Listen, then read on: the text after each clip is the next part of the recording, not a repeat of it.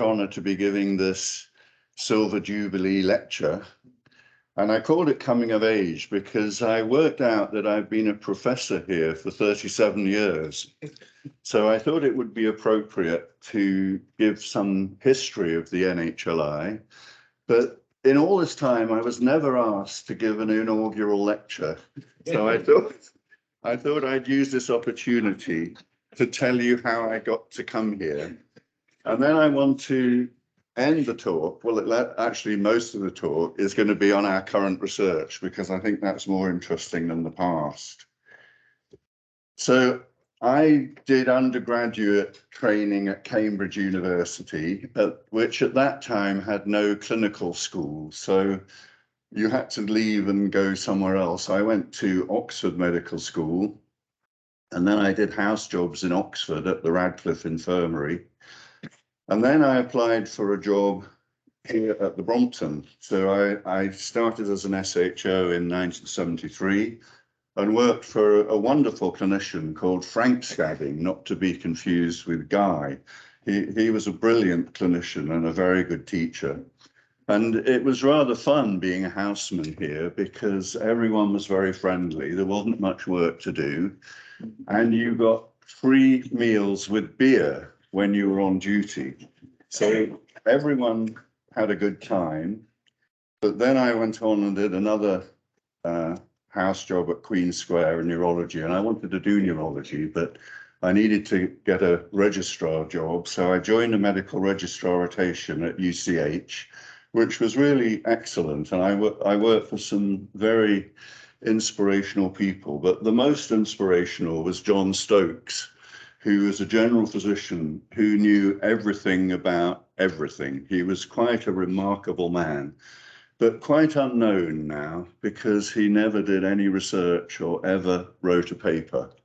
But he was a fantastic clinician, and I wanted to be a general physician just like him. So I applied for lots of senior registrar posts in various specialties like cardiology, gastroenterology, neurology, and I always failed to get the job. And then I applied for a respiratory senior registrar post at Hammersmith, which I also failed to get. But unlike my other failures, Neil Pride, who was the head of respiratory medicine at the Hammersmith, phoned me at home and said, "You're going to have to do some research if you want to get a senior registrar job." And I said, "I absolutely don't want to waste my time on that because it won't do me any good." And he said, "But I know that Colin Dollar is looking for someone to do some research for 6 months because they've got some extra money." So I said, "Well, I'll try it for 6 months." And I'm still doing research. So I was an MRC research fellow in Colin's Department of Clinical Pharmacology, and I worked on the pharmacology of asthma with Colin. Colin was never there, so Neil was my mentor and helped me through my research. So I spent a year and a half in San Francisco at the Cardiovascular Research Institute with Jane Adele. And that was a wonderful experience because I met lots of people and learned a lot of new things. And it was a fantastic time out. And then I came back to the Hammersmith and became a consultant respiratory physician and set up a research group there. In 1985, the Asthma Research Council funded a new chair in clinical pharmacology. It was the first respiratory pharmacology chair in the UK, and it was in the Cardiothoracic Institute. And you can see the Cardiothoracic Institute is this building on the left of the photograph that was established. It was put up in 1947 as a temporary building. It actually lasted for 40 years or so. So I joined this institute, and my office was in the MRC tuberculosis unit, which is at the end of this driveway. And my laboratory was in Brompton Hospital. which was adjacent to the institute, or vice versa, I should say. You can't see my lab because it's off to the right of the picture, but you can see it in an old print of the Brompton, which was built here as a tuberculosis hospital in 1841, because this was the countryside in those days and it had lots of market gardens. And we had a laboratory in a big room overlooking the main entrance. So that's where we did our initial research. So my first two research fellows came with me from Hammersmith. So James Palmer and Francis Cuss were fantastic young research fellows. So James went on to become the second in rank in Glaxo, second to Richard Sykes, but sadly died of cancer a few years ago. Francis went on to become the head of research at Bristol Myers Squibb. So both of them did extremely well. So they were the first people that came with me to the Brompton. And the first PhD student we had did quite well too. So Maria came after a pharmacology degree at King's and was working with James and Francis on neuropeptides, which was what we looked at in those days. So I needed to build up this department, and I was very lucky to recruit some excellent people. So Fan was recruited from Charing Cross. He'd just come back from Jane Adele's lab, and he set up experimental asthma studies. Ian was recruited from St. George's to set up molecular biology. Duncan was already here working with Peter Jeffrey and was recruited to do mucus secretion studies. Louise was recruited from Hammersmith to do cell biology, and Tim Evans, who sadly died a few years ago, was recruited to look at vascular leakage, and he'd also just come from San Francisco. So what's remarkable is that many of these people, so Fan, Ian, Duncan, Louise, are still here after 37 years. And Maria still has a lab here, so they must like working here. Some people left and then came back. So one thing Neil Pride told me was that you want to be nice to everyone under you, because on your way down, they'll overtake you on the way up. So Edwin is now my boss, and I've always been very nice to him. Now, I want to go back to the history of NHLI. So this started in 1946, when the Institute of Diseases of the Chest was established here in that prefab building. This was a postgraduate institute of London University and was set up by Guy Scadding. Like me, Guy Scadding did a junior clinical job here. Then he went to Hammersmith and became a consultant respiratory physician. And in 1946, he came back here. He was a remarkable man, the father of British respiratory medicine, who looked after Churchill during the war. He was an amazing academic and did very important work on sarcoidosis and interstitial lung disease. So Guy retired in 1972 and was succeeded by Margaret Turner Warwick. This is Margaret's portrait that's hanging in the reception area. And I think everyone knows what a remarkable person she was.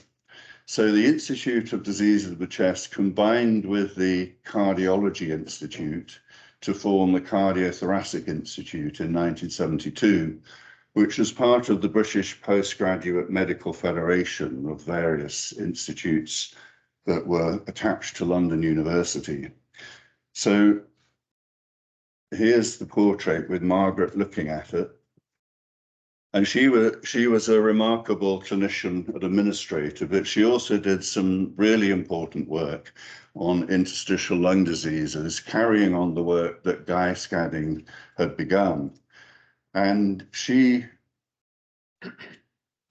oversaw the move from the old Cardiothoracic Institute, when the Brompton site was sold off, to the building that we're in now, which was named after Guy Scadding.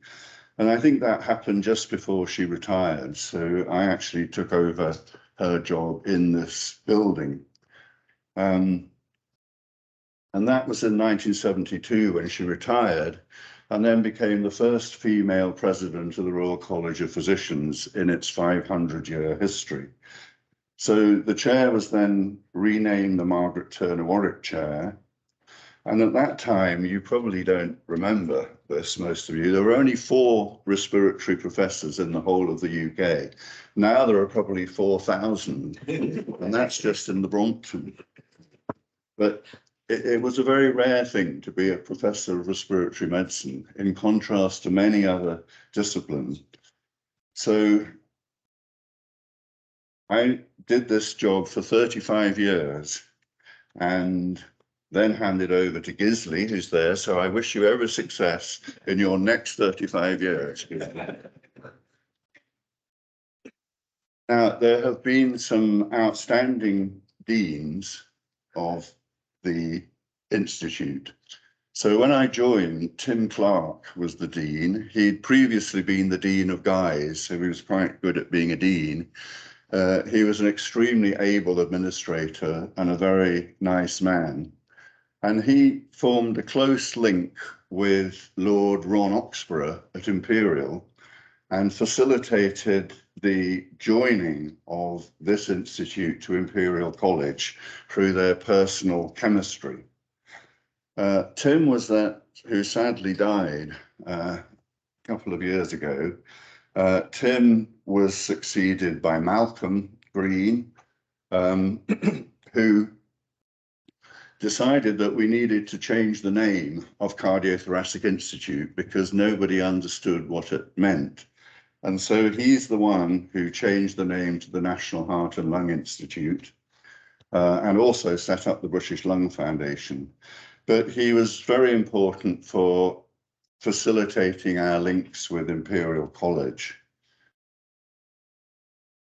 And Tony was very important in continuing that collaboration with Imperial, and in fact took over as the head of the Faculty of Medicine. So we've had a very close relationship with Imperial College. Now I want to talk about some key scientific figures in the history of the Institute, like Steve. No, but I want to start with Jack Pepys, who was a remarkable clinical scientist, originally from South Africa, who was the first professor of clinical immunology here. And he set up the Department of Allergy and Clinical Immunology. So Jack was the first person to study allergen challenge and the first person to describe occupational asthma. So he was a really important scientist in the world of allergy. He was succeeded by Barry Kay, who sadly died 2 years ago. And Barry was a very close colleague. We worked together for many years. And Barry did extremely important work in understanding the inflammation and immunology of asthma. He described the importance of eosinophils and of T lymphocytes in recruiting eosinophils, which has been very important for our current understanding of asthma. And then Barry has been succeeded in 2004 by Steve Durham, who of course is internationally known for his work on allergen immunology and desensitization. One other remarkable scientist from our institute is Tim Williams. I recruited Tim Williams from Northwick Park to take over the pharmacology, and he built up an extremely effective department. His research involved looking at mechanisms of cell recruitment to inflammation and the role of chemokines. And he discovered eotaxin, which is a key mediator of asthma. And for this work, he was elected to the Royal Society. So very important people in the history of this institute. So we built up this department quite rapidly and ended up with more than 100 full-time researchers. About half were clinical and half were non-clinical, and they always worked closely together. And we became the most highly cited respiratory group in the world. And I just wanted to go through some of the achievements very quickly, because this is history. So we continued the work I'd started at Hammersmith on airway innovation and neuropeptides. We studied adrenoceptors, particularly beta-2 receptors, and how they signal and function. We looked at the inflammatory mechanisms in asthma and the role of mediators and cytokines. We conducted the first study of anti-IL-5, which is now used as a treatment for severe eosinophilic asthma. We discovered the molecular mechanism of glucocorticoids through histone deacetylase 2, which switches off activated inflammatory genes, and that was work that was done with Ian and Kaz. Ito. We looked at ICS-LABA interactions, and this formed the basis for the development of combination therapy, which James Palmer was in charge of. So ICS-LABA inhalers are now the mainstay of asthma, and Seretide, which was the combination launched by GSK, is the third most profitable drug that has ever been developed in the world. So I think our research was quite important for their profits, but we didn't get too much of it back. We also discovered a new biomarker, which is nitric oxide in the breath. And we did a lot of studies understanding why this was increased, but it turned out to be a very important biomarker for eosinophilic inflammation in the airway. And 30 years later, it's now used as a routine test and is used in clinical trials. So it takes a long time from discovering something to clinical implementation. More recently, we studied COPD because there was much less understood about COPD than asthma. We studied muscarinic receptors in the lung and showed that tiotropium had a very long duration of action. Boehringer Ingelheim was about to get rid of this drug because they said it would compete with ipratropium bromide. But we said, no, this is much better than ipratropium bromide. And it's now Boehringer's biggest selling drug, actually. We also discovered glycopyrrolate was similar as a long-acting muscarinic antagonist. And we tried to patent it with Imperial College, but they said there's no point because it's an old drug. You might as well publish the study, which we did. And a Japanese company saw this and decided that they would develop it, which they then sold to Novartis for $1 billion, which could have been ours. So these are now the mainstay of treating COPD. We looked at inflammatory mechanisms and oxidative stress.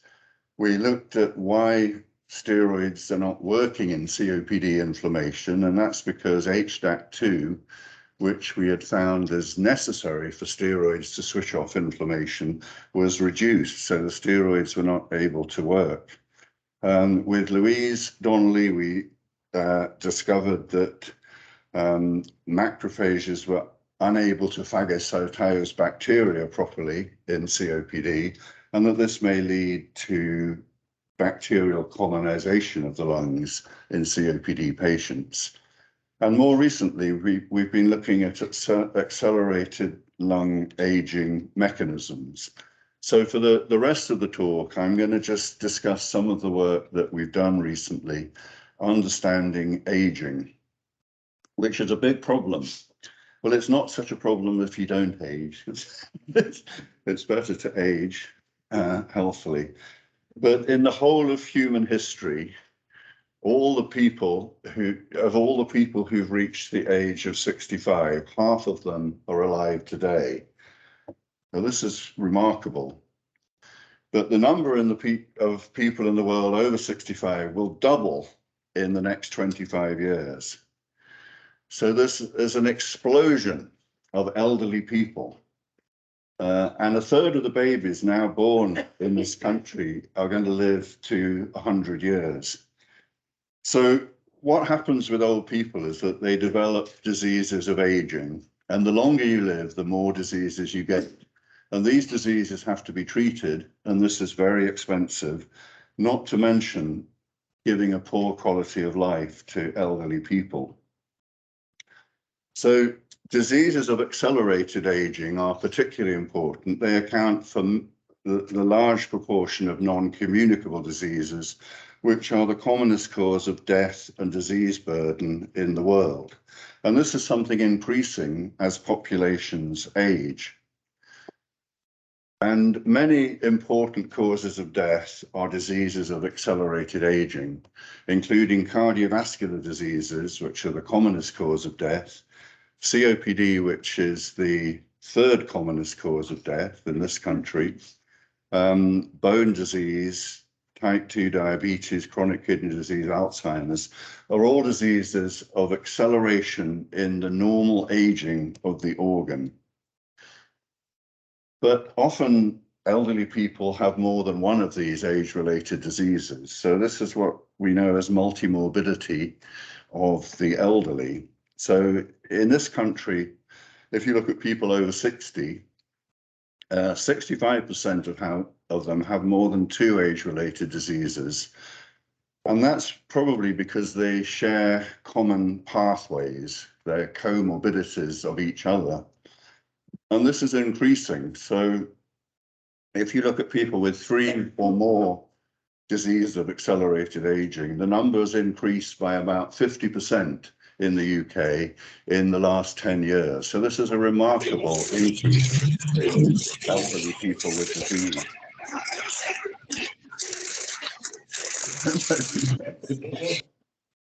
This is something that's very expensive, and treating multimorbidity of the elderly will be the single highest expenditure in the world in the next 10 years.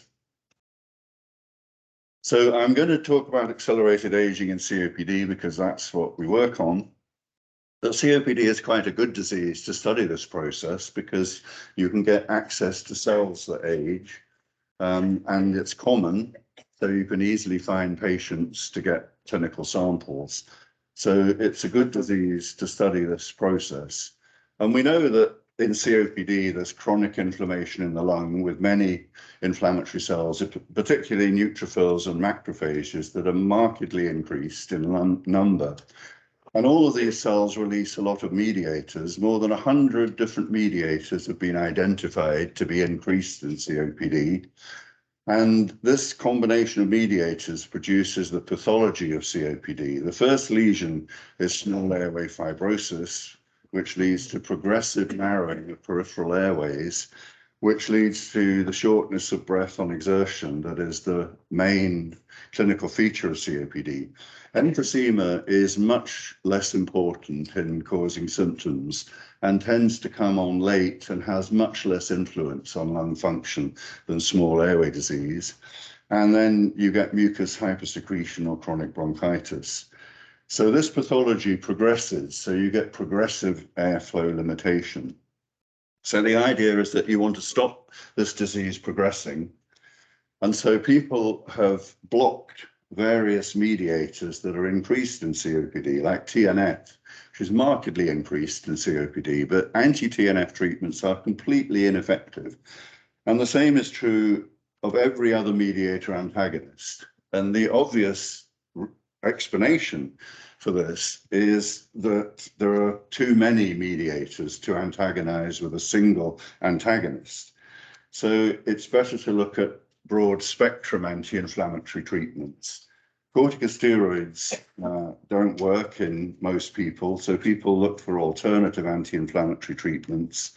And these also turned out to be largely ineffective, often because they were toxic and you couldn't actually get to a dose that was anti-inflammatory.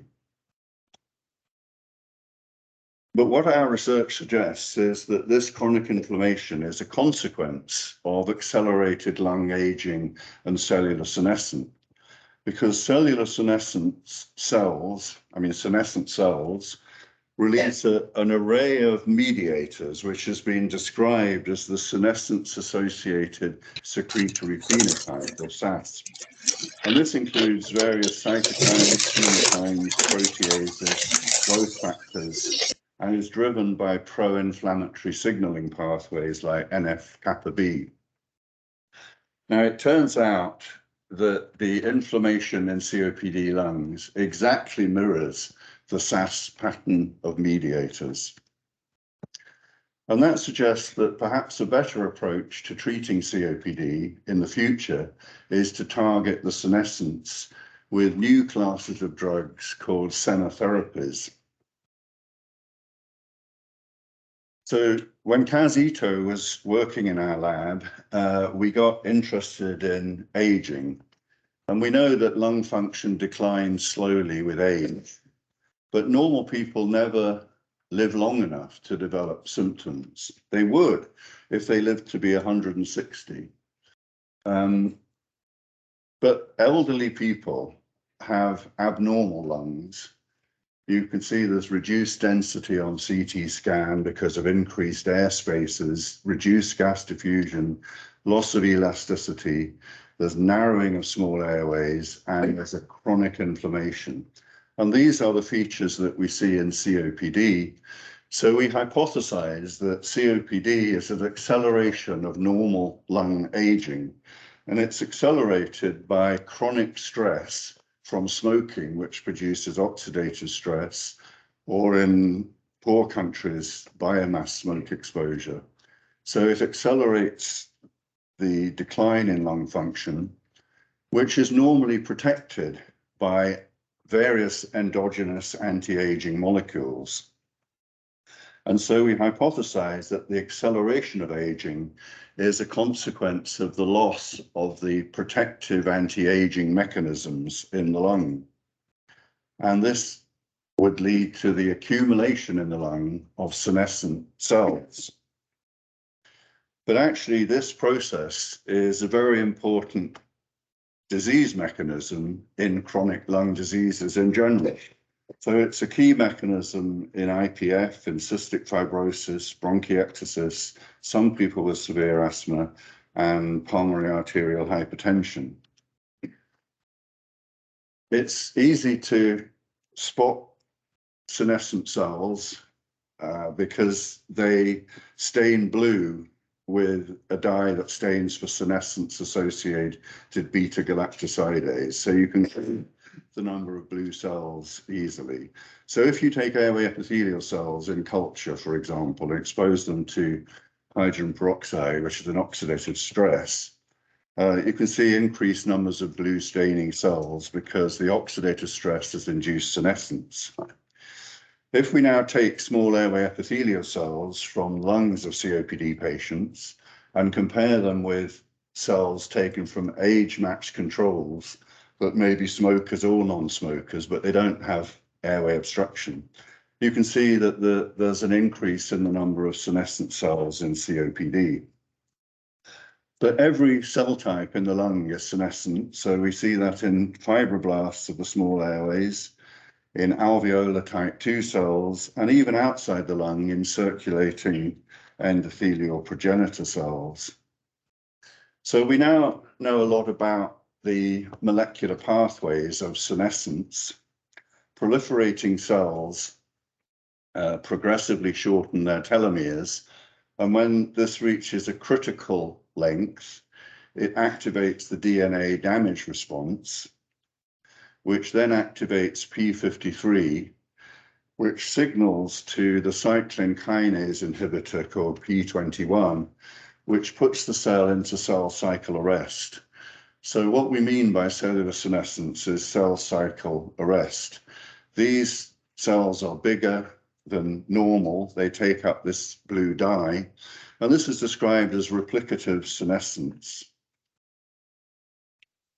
But you can accelerate senescence by stress. So in the case of COPD, this is probably mainly oxidative stress, which is coming from cigarette smoke and biomass smoke, but also from inflammatory cells that produce a lot of reactive oxygen species. And this activates another pathway leading to P16 activation, which also puts the cell into cell cycle arrest. But oxidative stress damages the DNA of telomeres, which are very sensitive to damage. And so it accelerates replicative senescence. So you can see how you could get accelerated aging with oxidative stress. These cells are not able to repair tissue as they should do when they're damaged, and they promote fibrosis. They release the SASP, as I described, which induces further senescence and reactive oxygen species, which further increases oxidative stress. So if we look at the lungs of COPD patients, this is looking at a small airway. You can see the small airway is narrow and has a thick wall surrounded by fibrosis. So this is the lesion that leads to progressive shortness of breath. And if we compare it with a non-COPD person who was an ex-smoker, like the COPD patient, what you can see is that in COPD, there's positive staining for the senescence markers P21 and P16, particularly in the epithelial cells of the small airway. And you can see that these markers are increased in peripheral lung, and this increase is associated with an increase in SASP mediators. So CXCL8 attracts neutrophils into the lung, and MMP9 is the key enzyme that breaks down elastin in the lung parenchyma. But this should be protected by endogenous anti-aging molecules, and several molecules have been found to have anti-aging effects, and some of them are in this box. And what we found is that all of these molecules are reduced by oxidative stress, and all of them are reduced in COPD lungs. But our particular interest is in sirtuins, because these are the best described anti-aging molecules. They're protein deacetylases, and sirtuin 1 in particular has been linked to lifespan. So sirtuin 1 is important for cellular repair, resisting cellular stress, and maintaining genomic stability. And through these properties, it exerts its anti-aging effect. This is one of the best conserved molecules that we know. So it's found in the earliest life form. It was discovered in yeast, but also found in bacteria. So sirtuin 1 is obviously important, and it prolongs the lifespan of all species tested, including mammals. But if we look into the lungs of COPD patients, we see a marked reduction in sirtuin protein and messenger RNA, and we also see a reduction in sirtuin 6. There are 7 sirtuins in mammals, and most of them are not reduced. So there's a selective reduction of sirtuin 1 and 6. And these are the 2 sirtuins most closely related to lifespan.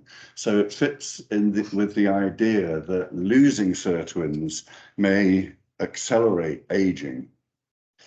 So we've looked into the pathways that lead to this accelerated aging. And we know that oxidative stress inactivates a phosphatase called P10 that has cysteine residues at its catalytic site. And these can be oxidized and inactivates the enzyme, which then disappears. So here you can see a marked reduction of P10 expression in COPD. P10 is the regulator of PI3 kinase signaling. So when P10 goes down, this activates PI3 kinase, which you can see here in the peripheral lung. And PI3 kinase in turn activates the mechanistic target of rapamycin. This is a key molecule in aging and has been linked to cellular senescence in all diseases and in all species. And you can see that mTOR activity is increased in the lungs of COPD patients. mTOR then activates P70S6 kinase, which inhibits sirtuin-1 and 6, leading to accelerated lung aging. So here we have this pathway reducing sirtuin-1 and 6, and reducing sirtuin-1 has many detrimental effects for a cell. It activates P53, which induces cellular senescence. It leads to impaired mitochondrial function, reduced autophagy, so damaged proteins accumulate because they're not cleared. It stops the lung repairing DNA damage, and it activates NF-kappa B, which drives the SAS response. Sirtuin-6 also drives the SAS response, but is also having some other effects. It regulates telomere length, and both of them regulate important transcription factors that regulate multiple antioxidant genes. So when these sirtuins are reduced, you get a marked increase in oxidative stress because you've lost the endogenous antioxidants that would protect against it. And this then leads to cellular senescence and COPD. Now, what we discovered is the key link between PI3 kinase mTOR signaling and the selective reduction of SIRT1 and SIRT6, but not the other sirtuins, is a specific microRNA called 34A. And it was already known that this microRNA bound to the messenger RNA of these sirtuins and reduced their protein translation. So Jonathan Baker, who can't be here today because he had a baby this morning, is a brilliant postdoc who came to work on the mechanisms of senescence, and in particular the role of microRNA. And what Jonathan showed is that there was an increase in 34A in the peripheral lung of COPD patients, and that this correlated with the reduction in sirtuin-1 that we had found previously. So he took small airway epithelial cells from COPD patients compared with age-matched non-smoking controls. These are the key effector cells in COPD because they're the cells that get exposed to chronic cigarette smoke and inflammation. And what you can see in these cells, it mirrors what we find in the lung parenchyma, a reduction of sirtuin-1 and 6, an increase in senescence markers, and an increase expression of SAS mediators like TNF, IL-6, MMP9, etc. So these cells are senescent and they're producing the inflammatory mediators that are increased in COPD. Now, the good thing about microRNAs is that you can specifically block them by using a mirror sequence known as an antagomer. So it's a very specific antagonism, unlike drugs. And this microRNA antagomer, as you can see, is able to bring down the increased amount of 34A in a COPD epithelial cell. And that was the purpose of the experiment. So what happens if we stop this increase of 34A? And what you see is if you stop the increase, you can restore sirtuin-1 and 6, but you can also reduce the markers of senescence. The key feature of senescent cells is that they're poor at proliferation because they're in cell cycle arrest. I mean, not every cell is senescent, so you get some growth. But there's a big difference from the age-matched control, and that's because the cells are in cell cycle arrest. But when we give the antagomer, you can see we can recover, take them out of cell cycle arrest. So this is quite a dramatic thing to find. This is what we call rejuvenation of senescent cells. And it suggests that aging may be a reversible process. It's just that we don't have the drugs available that can do it yet. So there's every possibility that age-related diseases will be reversible in the future.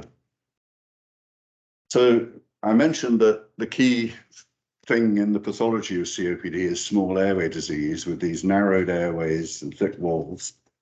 And you get fibrosis around the airways.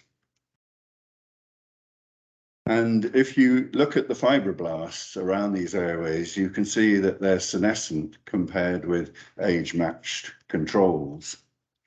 And Catherine Wrench looked at the phenotype of these small airway fibroblasts and showed that they had this reduced proliferation, as we see with epithelial cells. They show senescence markers, and they release SAS mediators, particularly CXCL8, and they're pro-fibrotic. So the idea is that the senescence in these fibroblasts is leading to this progressive fibrosis that strangles small airways. So this is the pathway that we've described, leading from oxidative stress to senescence. And this has identified novel therapeutic targets. So in the green boxes are drugs that could inhibit the development of senescence by interfering with this pathway at various places. Many drug companies are looking for these drugs, which are collectively known as senestatics. The red type is the drugs that are already available for other diseases. So metformin, rapamycin, and resveratrol are already available. You can buy resveratrol in a health shop. So these drugs could be repurposed, and the NIH is actually now looking at metformin in normal people to see if it stops them developing age-related diseases in a massive, expensive study. So we already have some drugs that may do this, but the most exciting development is a completely novel type of drug known as senolytics. And senolytics are able to get rid of senescent cells by switching them to apoptosis. The reason that senescent cells stay in cell cycle arrest is because there are increased amounts of anti-apoptotic molecules like BCL2 and BCL-XL. And many drugs are screened, but the most effective ones they found initially were dasatinib, quercetin, and navitoclax. Navitoclax was the most potent and had been developed to treat hematological malignancy, but had too many side effects to be approved. But it's a good senolytic drug, and you can see if you take senescent cells that you kill them off with increasing concentrations of navitoclax, but you don't have any effect on the normal proliferating cells. And that's because these senescent cells are switched into apoptosis. Now, this is a very important study that was published by the Mayo Clinic group, who've really been the world leaders in the development of senolytic therapies. The old mice, normal old mice, were given senescent cells compared with controls that were not senescent. And you can see that it reduced the survival of these animals. So senescent cells are not good for your survival. But if you give these mice a senolytic cocktail, it is able to prolong their survival by about 30%. It also increases the physical performance of mice and reduces inflammatory cytokines. So senescent cells propagate senescence, they cause frailty and reduce survival. So eliminating senescent cells with senolytics can prevent this. So we refer to senescent cells as zombie cells. They're the living dead.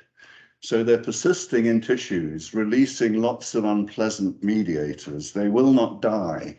So you have to kill them because you want them to switch to apoptosis so that they can be cleared from the tissue, because these cells we think are driving the disease and its progression. So I've mentioned the BCL2 inhibitors, which were the first senolytic drugs. And these may be appropriate in COPD because BCL2 is increased in COPD. And more potent senolytics are inhibitors of P53, which are FOXO4 inhibitors. And FOXO4 is also increased in COPD. So both of these approaches may be appropriate. But the exciting news is that senolytics are effective in animal models of accelerated aging diseases like IPF, atherosclerosis, chronic kidney disease, type 2 diabetes. And recently, it's been found that they're highly effective in animal models of COPD. Not only do they stop the COPD progressing after cigarette smoke exposure, they actually reverse the emphysema that develops after 4 months of exposure to cigarette smoke. There's no other drug that can reverse the pathology of COPD. And they've shown that this is because the type 2 cells regenerate the alveolar walls. It's quite remarkable results. So that's why we're looking at senolytics in human cells. So these are studies that Jonathan did. Louise and I have been able to get a grant from the MRC to look at these drugs. And what you can see is that this FOXO4 P53 inhibitor is having some senolytic effect in small airway epithelial cells. And in lung slices, we can see that navitoclax is reducing senescence markers. So this looks as if it could be promising in COPD in the future. And you may think that senolytics would be dangerous for people because you're having such a profound effect on the disease. But it seems they're well tolerated. This is a pilot study from the Mayo Clinic group where they took old people with kidney disease and they looked at senescent cells in the skin. So after giving a senolytic cocktail, so dasatinib and quercetin, for just 3 days, they then did biopsies of the skin. I think it was 3 weeks after this. And the senescent cells have markedly reduced. There's a reduction in SAS mediators in the circulation. There's an increase in precursor cells, and this treatment was well tolerated. And the idea from animal studies is that this senolytic treatment only needs to be given intermittently. So extrapolating to humans, you may expect people to have treatment for 1 day a year to deplete all the senescent cells, and then you come back next year for your. So it's like taking your car in for a service where they change the oil. So the last thing I'm going to talk about is comorbidities. These are very important in COPD. Most of the comorbidities, the important comorbidities in COPD, are also diseases of accelerated aging. And over 90% of COPD have 2 or more comorbidities. So this is the rule in COPD. And if you look at the mechanism for these comorbidities, you see it's exactly the same pathway that we see in COPD. So in the vasculature, reduced sirtuin is found, which is reducing endothelial nitric oxide production and also increasing MMP9, which destroys elastin fibers in the skin. And this leads to arterial stiffness, which is a measurement of accelerated vascular aging, which underlies atherosclerosis and hypertension. But the reduction of sirtuin-1 also impairs cardiac function, leading to heart failure. So the same pathway that we see in COPD, suggesting that cardiovascular and lung aging are linked. And reduction of sirtuin-1 is also important for other comorbidities like type 2 diabetes, chronic kidney disease, and for skin wrinkling, which is a visible manifestation of accelerated aging and is due to a loss of MMP9 in the skin and senescent cells releasing it. So Coralia Pashalaki has been looking at endothelial precursor cells, which are made in the bone marrow and circulate, and they form endothelial tubes. And she found no difference in the numbers of these cells, but in COPD, these endothelial precursors fail to repair vascular damage. So they're not working properly, and that's because they're senescent. They're showing increased senescent staining, as you can see here, increased P16 staining. And this is linked to a reduction in sirtuin activity in these cells, making them dysfunctional. Now, it was always presumed that comorbidities in COPD spread through mediators of the circulation. But Justine de Volder, who is a brilliant postdoc from France working with us, has been looking at another hypothesis that senescence is spread by extracellular vesicles. So all cells make extracellular vesicles, and they may be large vesicles coming from the surface of the cell or small vesicles coming from the endoplasmic reticulum and secreted. And these vesicles contain RNA, including microRNA. And with the small airway epithelial cells, what she's been able to show is a marked increased production of vesicles, particularly large vesicles. And moreover, these vesicles contain microRNA 34A. Now, these vesicles are all about cell-to-cell communication. It's how cells talk to each other by sending messages, because recipient cells can take up these vesicles and can then have their function affected. So there's an active uptake of extracellular vesicles. And this is let me try and get this to work. This is a normal small airway epithelial cell, which is exposed to vesicles stained with a fluorescent marker, which stains the lipid membrane of the vesicle. And you can see that these little vesicles are going into the cell. But if the vesicles are exposed to a detergent that breaks down the membrane, you can see there's no uptake. So there's this marked uptake that we see with extracellular vesicles, which is just prevented by Triton. And interestingly, COPD recipient cells take up just as many vesicles as normal cells, and the vesicles from COPD patients enter cells just as easily as control vesicles.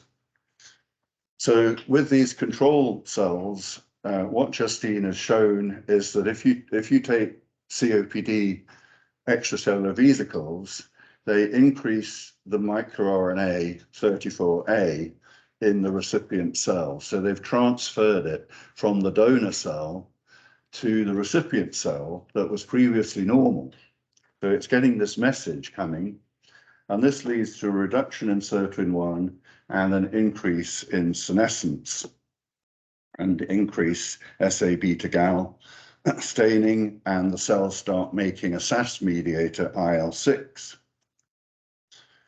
Now, this is the key experiment. So we've used the antagomere again. So the recipient cells are now loaded with the antagomere, and then they're exposed to the COPD vesicles, which increase the 34A in the controls, but the antagomere stops the increase in 34A. So it's working to stop any transferred 34A.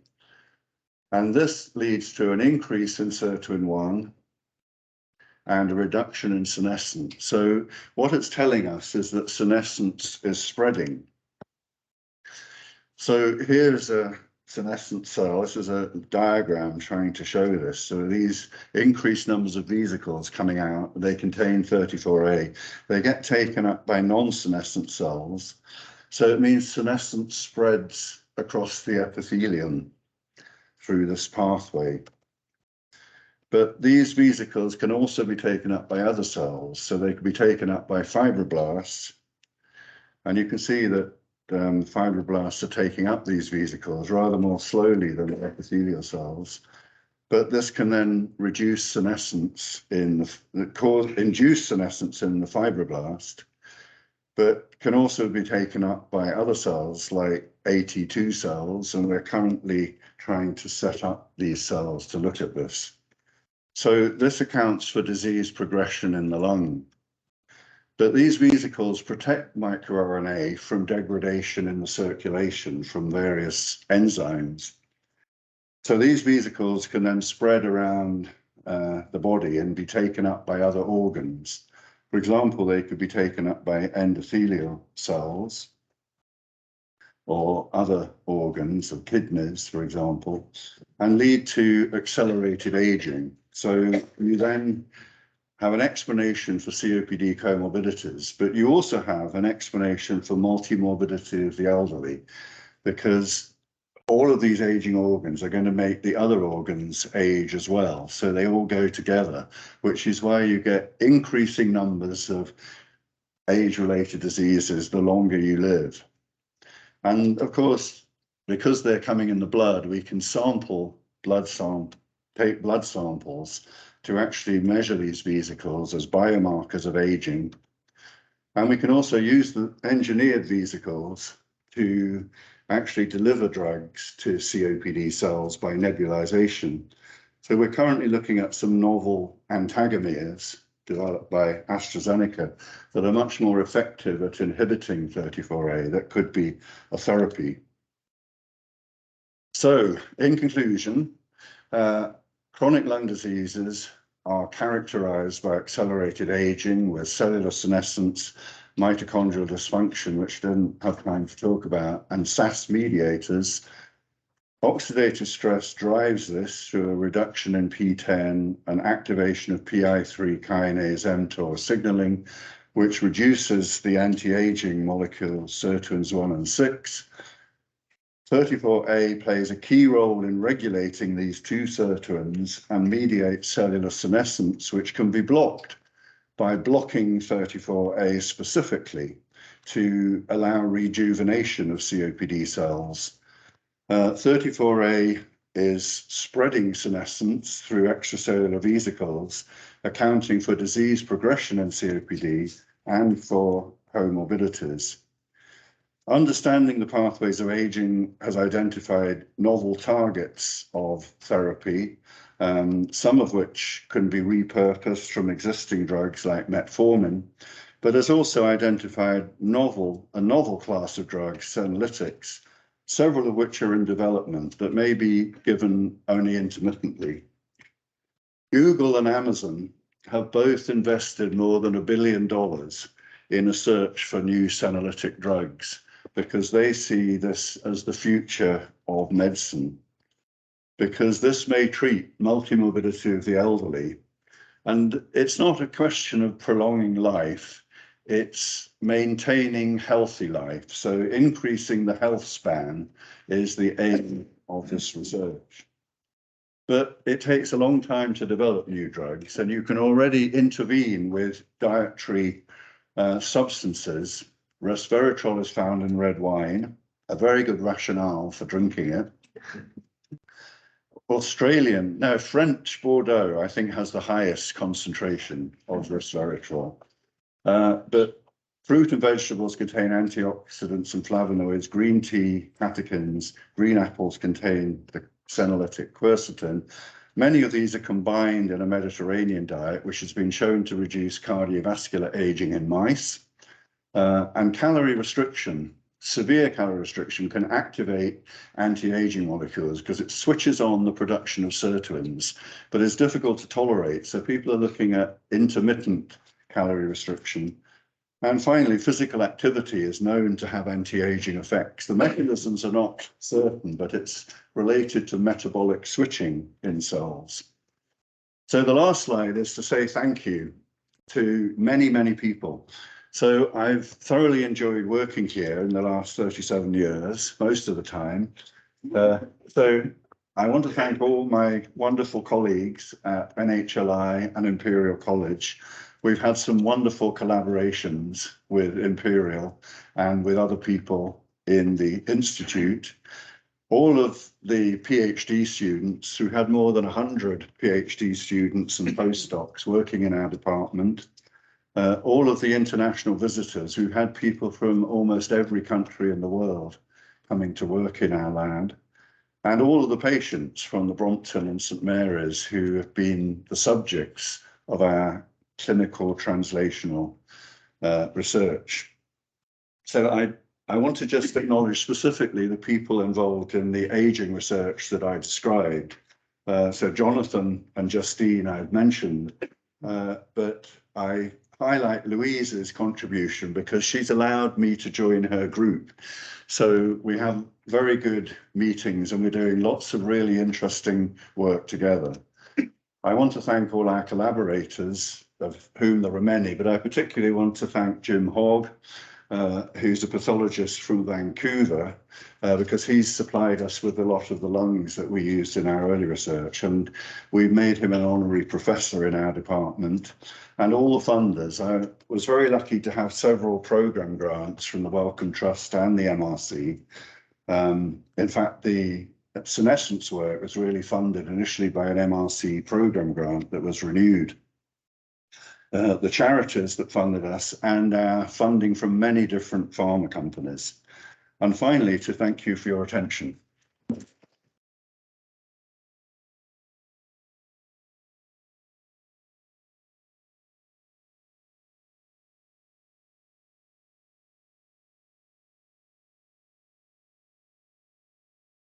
What a wonderful way to celebrate 25 years of the Faculty of Medicine, going through the history of how you got there to start this and the ongoing research that hopefully will make the Faculty of Medicine survive for at least another 25 years in a healthy state.